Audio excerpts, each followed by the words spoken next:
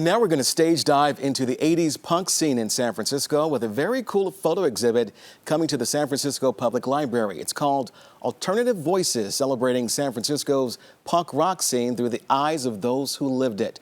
And with me this morning are photographer and curator Jeanne Hansen and author, poet, and longtime Chronicle reviewer Jonah Raskin. Good morning. Thanks for joining us this morning.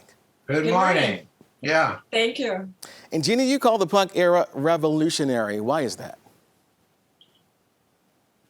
Well, moving to San Francisco in 1980, and it was just an explosion of the art scene, the music scene, exploration and rebellion of the norms of society. And Jonah, you wrote about some of those times, right? For those who didn't live through it or experience it, how would you describe those times in words? Well, I interviewed nearly 20 people, 20 of the people that Jeanne photographed. So they told their stories. There were people from all over the United States who came to San Francisco because of the mystique of San Francisco as a great place of creativity, where the Beats and the Beatniks were, and the hippies. And so punk was another layer of cultural revolution in San Francisco. And it was kind of like this exhibit is the underground in the underground. It was not taking place in North Beach. It was in the Mission. It was a whole different generation. It was music. It was political protest. It was art. It was in the clubs. The whole city was like a stage for all these people to be doing their thing.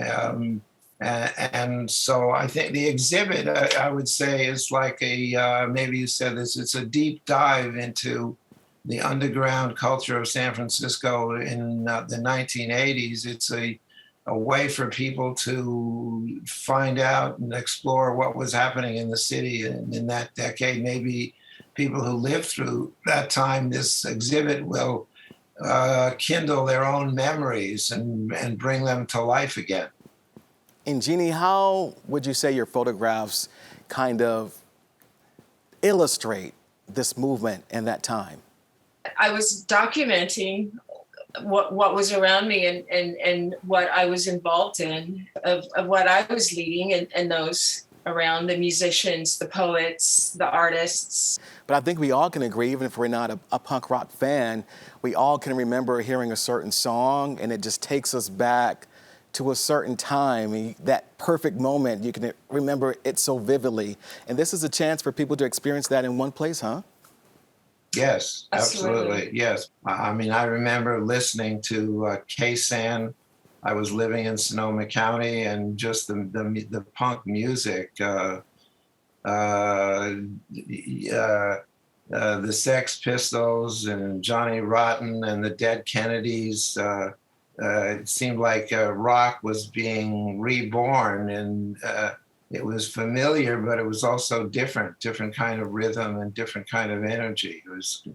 It was great to hear and great to dance to, and your whole body could get into it. And personally, taking this journey back, how has that been for you? I could imagine it kind of jogs a lot of memories, huh? Absolutely. It's a really, like, I move away from my computer and look in the mirror and I think, wow, that was 40 years ago. I've changed a little. So it has been a wonderful, dive into that period of my life that was very, very active. I was in my 20s with the camera shooting and at art school and whatnot. So, yeah. It's a great time, when you're young and you're out there exploring everything and learning a lot. Hey, you're both still young. Jonah, how about for you? How's that experience been like for you? Well, I would consider myself more of a Beat Generation guy. I've written about Allen Ginsberg and Jack Kerouac. and know that counterculture experience, and then also wrote a lot about the hippies and the yippies. So this was an opportunity for me to follow the story of San Francisco countercultures, to move from the 60s and the 70s into the 80s and learn about a whole different decade. I did come down from Santa Rosa, where I was living. I spent a lot of time at the Roxy seeing movies. I explored the Castro. I mean, as a reporter journalist, I wanted to know what was going on in the city, and hung out in coffee houses and had conversations with people.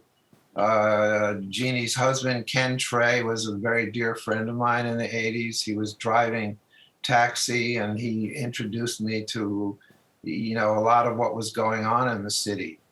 So it was a whole new chapter in my own life, and doing the interviews, I got a chance to be friends and connect with people who are a different generation than me. Very exciting. Sounds exciting. Thank you so much, both of you, for taking us along and giving us a glimpse into what people can expect on this musical journey. Remember, Alternative Voices, celebrating the city's punk rock scene through the eyes of those who lived it, will be at the San Francisco Library from October 9th through January 23rd. For more information, you can go to the library's website. That's sfpl.org.